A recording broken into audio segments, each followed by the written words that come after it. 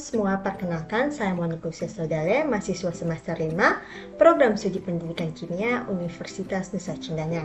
Pada video kali ini saya akan menjelaskan tentang proses percobaan titrasi asam basa dengan menggunakan aplikasi ChemLab. Pertama kita masuk terlebih dahulu ke aplikasi ChemLab-nya. Pada bagian ini kita klik I agree, kita klik saja bagian ini, kemudian di bagian ini kita memilih stimulasi percobaan titrasi asam basa. Oke. Nah, pada bagian ini ada pengenalan tentang apa itu titrasi asam basa serta reaksi-reaksi yang terjadi. Kemudian kita juga bisa melihat step atau langkah-langkah dari prosedur asam basa. Nah, di sini sesuai dengan stepnya, kita yang pertama yaitu menyiapkan 1 buah air Erlenmeyer dengan ukuran 100 ml. Kemudian ke dalam Erlenmeyer ini kita tambahkan dengan 35 ml larutan HCl 2 molar. Caranya itu kita klik ke Erlenmeyernya, kita ke Chemicals, kita pilih All Chemical, kita pilih HCl. Untuk volumenya sesuai dengan yang tertulis kita pilih 35 ml. Dan kita klik OK. Otomatis ke dalam Erlenmeyer ini sudah ditambahkan 35 ml larutan HCl. Kemudian langkah berikutnya kita menambahkan indikator. Indikator yang kita gunakan yaitu phenolphthalein. Caranya sama seperti tadi, kita klik Erlenmeyernya, kita ke chemical, kita ke bagian indikator. Nah, di sini ada phenolphthalein pada bagian atas. Kita klik pilih 2, yaitu 2 tetes artinya. Terus kita klik OK. Sini otomatis juga sudah ditambahkan 2 tetes indikator phenolphthalein. Kemudian kita akan melihat pH dari larutan ini dengan cara menambahkan pH meter, melihat pada pH meter. Kemudian kita klik kanan pada laptop, maka muncul menu ini. Kita klik pH meter. Nah, kita dapat melihat bahwa pH dari larutan ini yaitu 0,7. Kemudian kita akan menghidupkan pengumpulan dari titrasi. Dan seperti tadi kita klik kanan pada laptop, kita pilih di Collect Titration Data. Berikutnya kita akan membuka jendela titrasi. Jendela data titrasi. Caranya seperti tadi, klik kanan, kita klik di bagian View Titration Data.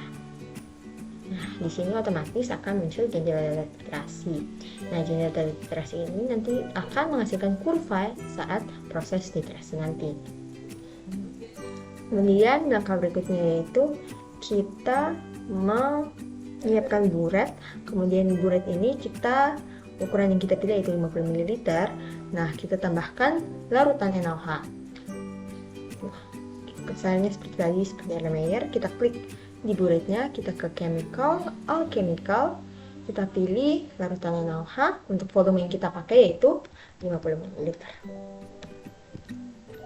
Kita klik OK. Otomatis dalam bulet ini sudah terdapat 50 ml larutan NaOH 2 molar.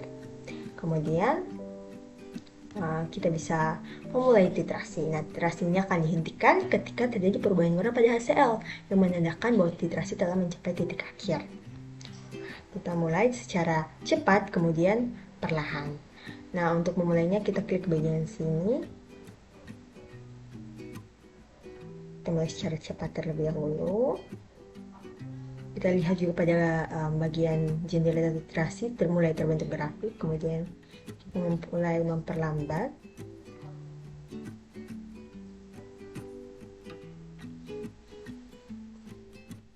Di sini otomatis juga tercatat volume dari NaOH yang kita gunakan.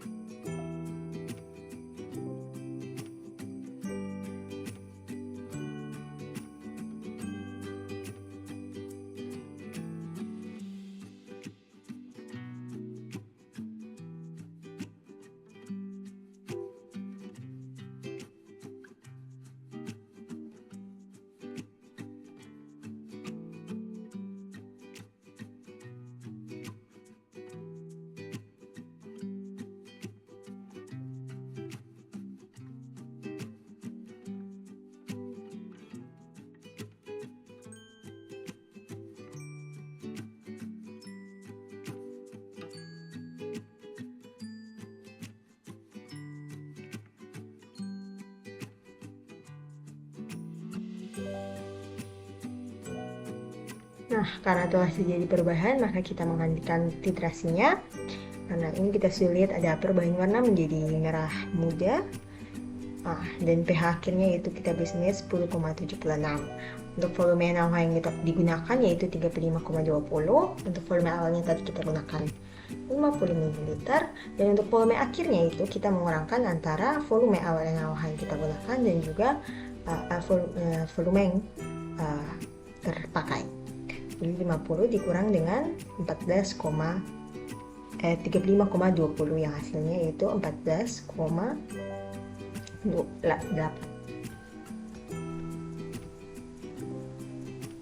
Nah, ini merupakan volume akhirnya.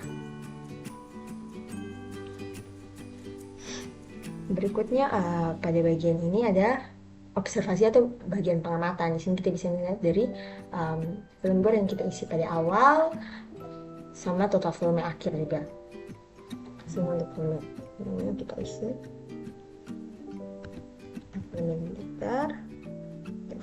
Ini adalah 14,8 ml.